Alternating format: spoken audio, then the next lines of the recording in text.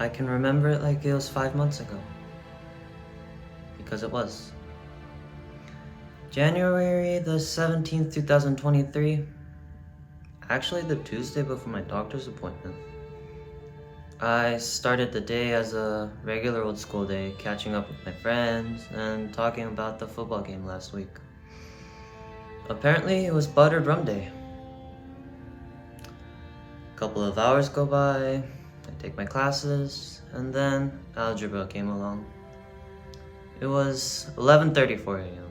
the moment I knew I was going to fail this coming quiz. You know, we recently came back from winter break and I thought I was ready to go. But I had to learn about finding rational solutions for polynomials. My therapist recommends me to face this situation head on, so here I go.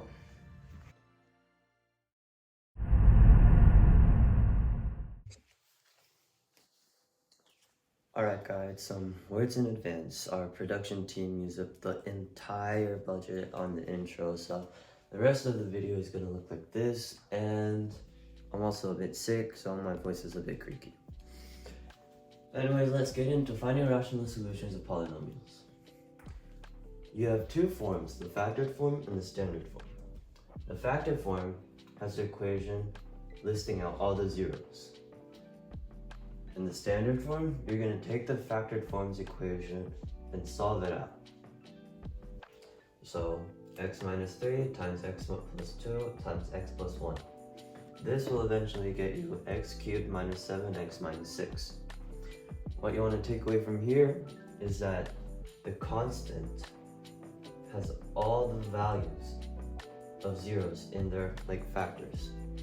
So for instance, 3, -2, and -1 are all factors of -6. Moving on. The rational root theorem. When you're finding rational solutions of polynomials, you're going to use the rational root theorem to narrow down the possible rational roots. So basically, you're going to use plus minus p over q to determine the possible rational roots. So for example, we're going to take the equation x cubed plus 2x squared minus 19x minus 20. When you're finding these, q will become the numerator and denominator, and p will become the constant. So here, you're gonna do plus minus. So factors of -20 will be 1, 2, 4, 5, 10, and 20. And factors of 1, because this is 1, will be 1. So once you found out all the possible roots, you are then going to use synthetic division. You're only going to use the rational root theorem when you can't factor the equation. This is all the possible rational roots that come out from these equations. From here, you're going to do the tedious task of putting in these values into this equation using synthetic division.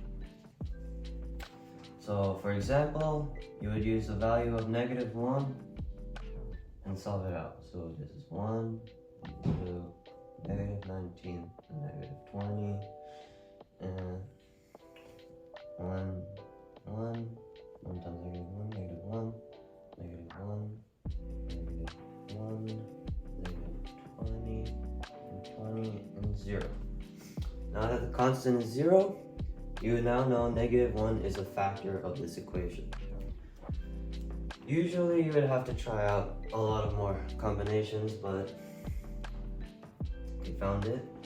So now we're gonna have x plus 1 times. These are now the values of this. So this is the constant. This is x squared.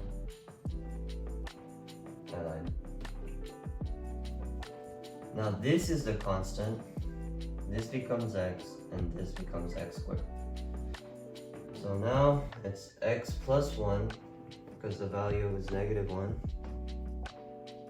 times x squared minus x minus 20. That is how you use the rational root theorem. And that is basically all there is to finding rational solutions of polynomials.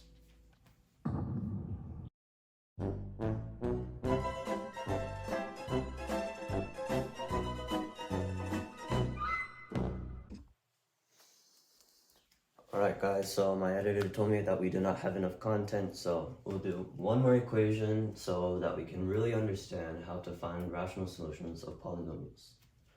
So first off, we'll use the rational root theorem of P and Q. And the rational root theorem, we're going to use that to find all the possible zeros. So plus minus P over Q. So we're going to find all factors of 27 first, which are 1, 3, 9, and 27, and factors of 1 being 1. So now we found all the possible rational roots of this equation. Now we'll use the synthetic division to find the zero. First we can try -1, -9, 27, -27. So here we'll do the synthetic division. 1, 10, 17. Already it looks like we won't get the zero from here. So